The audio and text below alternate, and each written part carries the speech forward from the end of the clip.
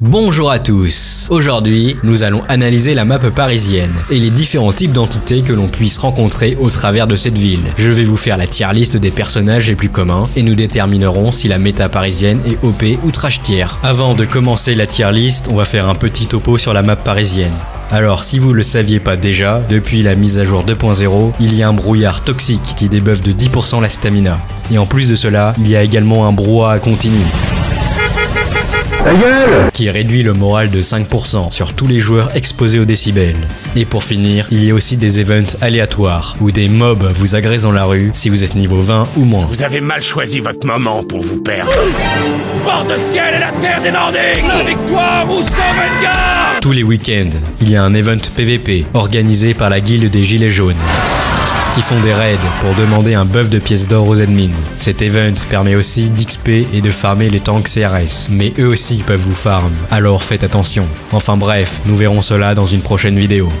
C'est parti pour la tier list. Numéro 1, le Bobo Fragile. Personnage panamien emblématique, il a 50 points de vie en moyenne, ce qui est très peu. Il a une voix frêle et un look typique, facilement reconnaissable. Il se dit toujours ultra tolérant, et pour le vivre ensemble. Mais bizarrement, ils vivent tous sur les mêmes secteurs de la map, et ont peur de s'aventurer au-delà du périphérique. Une zone PVP pourtant fort intéressante. Des années de gavage au tofu et aux graines bio ont réduit leur force de 50% et leur endurance de 25% et ont développé l'état Fragilus Maximus. What's up everyone? Bonjour à tous, c'est Kev Kaplan de l'équipe de développement et aujourd'hui nous allons nerfer les bobos parce que cette classe est surjouée. C'est pour cela que je les place en F tier car ils sont faibles. Leur compétence principale est voix insupportable qui inflige 10 points de dégâts mentaux par seconde. Leur seconde capacité c'est l'épée Végan. Et oui c'est un poireau mais ça inflige 20 points de dégâts. Ces dégâts sont multipliés en fonction du niveau de force du porteur. Pour contrer un bobo agressif, je vous conseille un compagnon canin, car le bobo fragile refusera de l'attaquer. Et là, c'est free DPS. Après, toutes les classes sont viables contre le bobo fragile. C'est easy win, si tu sais un minimum jouer. Numéro 2, le 2000 parisien. Jeune PNJ relativement grand, mais par contre aussi fin qu'une pousse de bambou. Ce type de personnage est couramment appelé la tige par les joueurs pros. On le reconnaît de par ses vêtements avec de gros logos imprimés dessus, une moustache de prépubère de type Mario Eco Plus et des jeans moulants avec les chevilles visibles. Il utilise le dialecte du jeune normie, un dialecte hautement cancérigène, avec des expressions comme ça quel plaisir ou tu m'as d'être chacal. Alors déjà, qu'est-ce que tu fais là chacal? Voilà des manières. Le kit de capacité du 2000, c'est un kit un peu useless. En premier, nous avons le rire relou qui permet d'aggro toutes les attaques sur lui.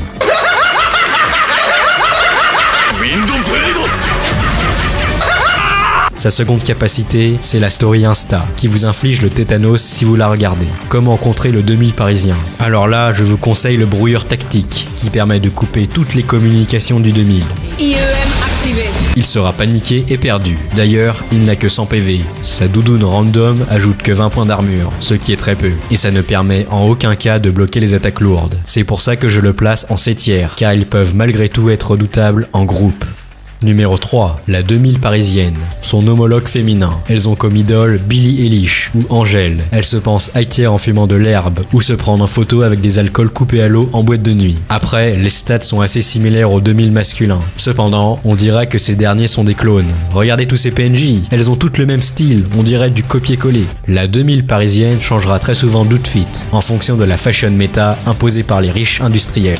Very lucky. Au sommet de la hiérarchie des 2000 parisiennes se situe la 2000 parisienne alpha, qui est supérieure à sa version bêta. On reconnaît l'alpha par ses lunettes rondes de classe gourgandine et un collier de choke. Fait intéressant, le collier symbolise son niveau dans une certaine activité, que je n'ai pas le droit de dire, sinon je vais être démonétisé. Petit tips, plus le collier de choke est épais, plus le niveau de la 2000 est haut, un peu comme un rank dans les jeux compétitifs. Bronze, silver, platine, challenger, etc.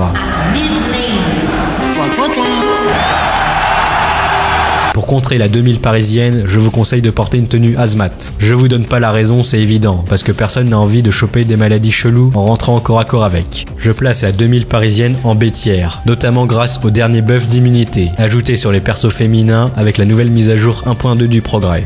Numéro 4, le voleur. Le voleur vole votre loot dans votre dos, court ensuite. Il a traîne ses techniques, et il est très fort en furtivité. Il est relativement bon en course à pied, et il a expé toutes ses compétences chez la guilde des voleurs à Faillaise. Et là, la question politiquement incorrecte. Le profil type du voleur, il ressemble à quoi? Eh bien, d'après les stats, c'est à 75% le même type de personne. C'est rarement des impériaux, c'est souvent des argoniens, ou des Khajiits, venus du Marais Noir, ou d'Elsewhere. Même si Maïk vous dit que c'est pas vrai, les Khajiits mentent, mais pas les statistiques. Le kit de compétences du voleur. En premier, le dash sprint permet d'initier un sprint 50% plus rapidement après avoir volé un item. En deux, le farfouillage qui permet de trouver 25% de loot en plus pendant le vol. Et enfin, la troisième capacité, c'est silence de mort qui permet d'approcher une target sans se faire spotted. Cependant, cette classe est illégale d'après les admins car il y a eu trop d'abuse avec cette classe. Mais bizarrement, il n'y a toujours aucun patch pour les nerfs. Je mets cette classe en A car c'est la méta pour gagner de l'or rapidement. Numéro 5, le trottinateur. Quand un Parisien en a marre de l'action marché, qui selon lui est très épuisante, il s'équipe d'un item next-gen qu'il a acheté avec le Fragile Pass. Alors vous connaissez sûrement la version bêta de l'item, qui était la monoroue. Maintenant nous avons la trottinette électrique. Le trottinateur la chevauche, tel un chevalier ramolli des temps modernes. Le trottinateur roulera sur vos pieds, cela provoque des dégâts localisés sur vos pieds, et ces dégâts vous ralentiront de 30% pendant 10 secondes. Il peut aussi vous charger directement, provoquant ainsi 80 points de dégâts. Mais si ce rigolo ne s'est pas équipé de l'item casque, il peut se briser le crâne lui-même. Je pose le trottinateur en D tiers, utile pour les voyages rapides ou pour prendre la fuite, mais trop faible en combat. Le thug de campagne le surclasse dans tous les domaines.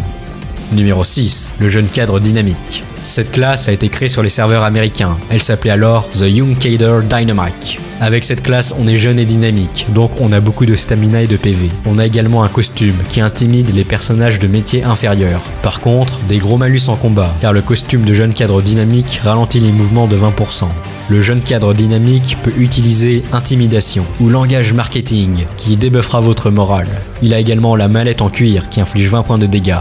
Vous l'aurez compris, le jeune cadre dynamique est un support qui envoie ses esclaves se battre en première ligne, donc une cible prioritaire pour remporter la game. Numéro 7, la bourgeoise, S-tier direct, personnage broken. Les OTP bourgeoises sont souvent accusées de noob, car cette classe est ultra simple à jouer. Des types de bourgeoises, il y en a beaucoup, mais la plus OP c'est celle qui appartient à la guilde de la petite bourgeoisie. Elles ont en compétence de classe narcissisme de niveau 5, récolte d'or de niveau 3 et accès VIP, qui permet d'ouvrir l'accès à beaucoup d'endroits sur Paris. La jeune bourgeoise met en avant ses outfits ultra rares et chers, achetés sur le shop, parce qu'elle a beaucoup de V-Bucks. On la repère facilement grâce au bruit infernal des talons qui est spotable facilement. Exhibant fièrement son personnage en spammant de screenshots dans l'onglet Instagram, elles peuvent obtenir des titres honorifiques comme mini-influenceuse, la bonesse du quartier, queen de la soirée ou ambassadrice Chanel. Avec énormément de contacts dans la modération, elles peuvent obtenir des voyages rapides à Dubaï ou aux Seychelles. Sa première capacité, c'est l'invocation de boucliers humains. Elle invoque ses servants PNJ, qui la protégeront au péril de leur vie. Généralement, ce sont des main tanks de type White Knight ou des adorateurs fanatiques soumis. La seconde capacité se nomme « Je suis mignonne et innocente ». Cela permet de remporter tous les dialogues de débat de façon catégorique.